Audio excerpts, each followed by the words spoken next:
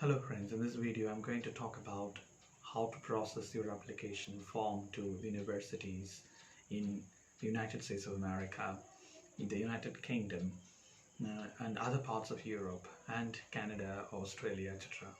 So get prepared to apply for these universities. What should you do? You should have two writing samples ready. That means your term papers or research papers or your assignments, which must be genuine, original work.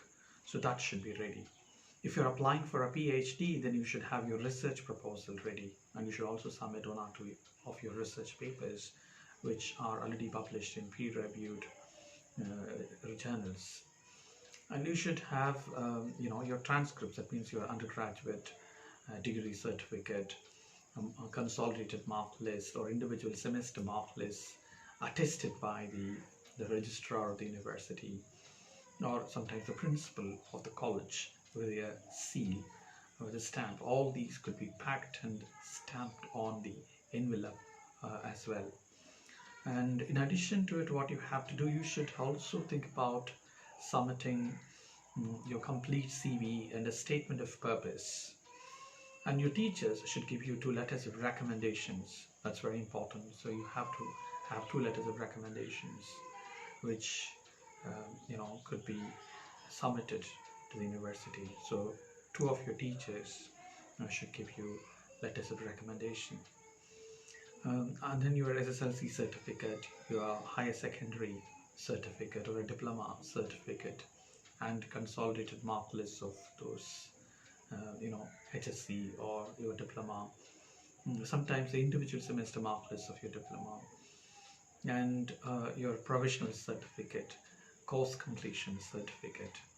So all these ought to be, attested, sometimes with attorney or by the academic authorities such as the registrar of the university or the principal of the college, etc. Most of these universities provide you transcript service, so you go and apply for a transcript. They tell you what to do, then you just pay the fees and submit these, Xerox copies of all your educational qualifications, and they verify your originals, and then they provide you transcripts. You upload all this in the university website along with your passport copy and your passport size photographs, etc. Then the university will process it. Of course, universities will have certain conditions. For example, universities in US will ask you to appear for graduate record examination, or a GMAT in the case of MBA aspirants. In addition to it, you should have TOEFL, for example, TOEFL IBT, or the universities in UK will ask you to appear for IELTS or TOEFL or Pearson Test of English Academic. That's the case with other universities in the world too. So you should have these international certifications ready, and you should know what kind of score do they really expect you to submit. So you should fulfill those requirements if you're going to apply for these universities. Apart from all this, you are expected to also tell them why you prefer to go to those universities. Sometimes there may be an interview by the student recruitment board. Sometimes the university representatives might ask you some questions about your background, etc.